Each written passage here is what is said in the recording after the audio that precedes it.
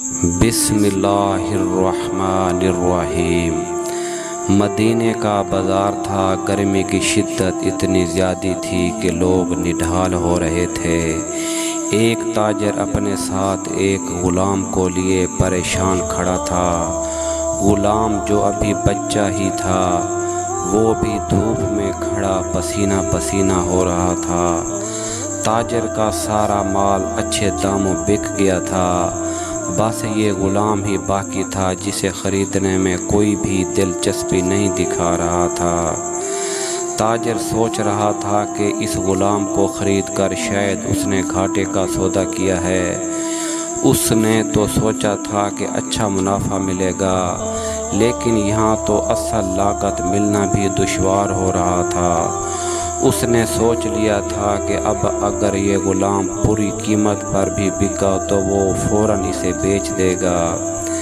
مدینہ کی ایک لڑکی کی اس غلام پر نظر پڑی تو اس نے تاجر سے پوچھا کہ یہ غلام کتنے کا بیچو گے؟ تاجر نے کہا کہ میں نے اتنے میں لیا ہے اور اتنے کا ہی دے دوں گا۔ اس لڑکی نے بچے پر ترس کھاتے ہوئے اسے خرید لیا۔ تاجر نے بھی خدا کا شکر ادا کیا اور واپسی کی راہ لی۔ مکہ سے ابو حذیفہ مدینہ آئے تو انہیں بھی اس لڑکی کا قصہ معلوم ہوا۔ لڑکی کی رحم دلی سے متاثر ہو کر انہوں نے اس کے لیے نکاح کا پیغام بھیجا جو قبول کر لیا گیا۔ یوں واپسی پر وہ لڑکی جس کا نام سبیتہ بن یار تھا، ان کی بیوی بن کر ان کے ہمراہ تھی، اور وہ غلام بھی مالکن کے ساتھ مکہ پہنچ گیا۔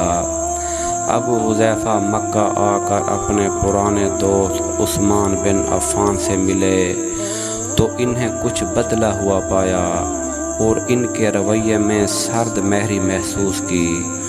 انہوں نے اپنے دوست سے استفسار سے کیا، عثمان یہ سرد مہری کیوں؟ تو عثمان بن عفان نے جواب دیا کہ میں نے اسلام قبول کر لیا ہے اور تم ابھی تک مسلمان نہیں ہوئے، تو اب ہماری دوستی کیسے چل سکتی ہے؟ ابو حذیفہ نے کہا تو پھر مجھے بھی محمد صلی اللہ علیہ وسلم کے پاس لے چلو اور اس اسلام میں داخل کر دو جسے تم قبول کر چکے ہو۔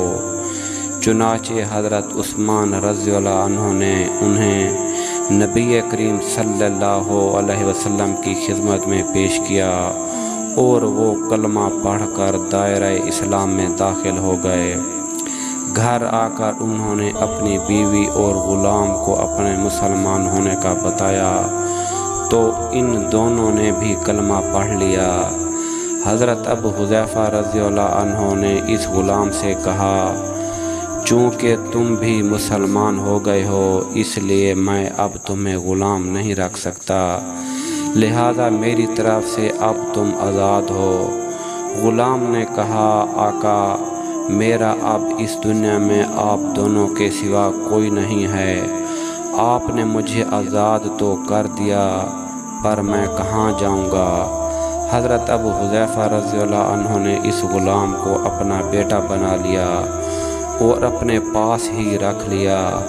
غلام نے قرآن پاک سیکھنا شروع کر دیا اور کچھ ہی دنوں میں بہت سا قرآن یاد کر لیا، اور وہ جب قرآن پڑھتے تو بہت خوبصورت لہجے میں پڑھتے۔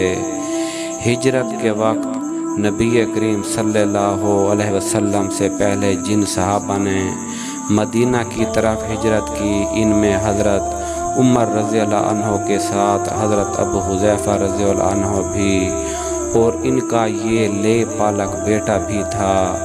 مدینہ پہنچ کر جب نماز کے لیے امام مقرر کرنے کا وقت آیا تو اس غلام کی خوبصورت تلاوت اور سب سے زیادہ قرآن حفظ ہونے کی وجہ سے انہیں امام چن لیا گیا، اور ان کی امامت میں حضرت عمر رضی اللہ عنہ جیسے جلیل القدر صحابی بھی نماز ادا کرتے تھے۔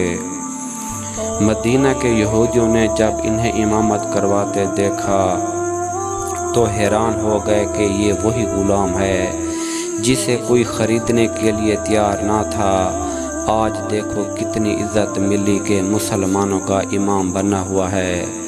اللہ پاک نے انہیں اتنی خوبصورت آواز دی تھی کہ جب آیات قرآنی تلاوت فرماتے تو لوگوں پر ایک محویت طاری ہو جاتی اور راہگیر ٹھٹک کر سننے لگتے۔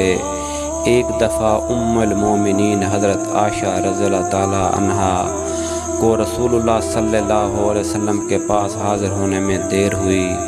آپ صلی اللہ علیہ وسلم نے توقف کی وجہ پوچھی تو بولی کہ ایک قاری تلاوت کر رہا تھا، اس کے سننے میں دیر ہو گئی، اور خوش الحانی کی اس قدر تعریف کی کہ آن حضرت صلی اللہ علیہ وسلم خود چادر سنبھالے ہوئے باہر تشریف لائے۔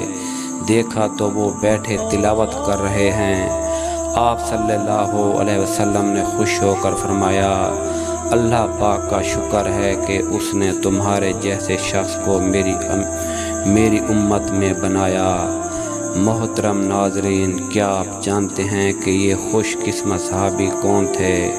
ان کا نام حضرت سالم رضی اللہ عنہ تھا، جو سالم ابو حذیفہ رضی اللہ عنہ کے نام سے مشہور تھے۔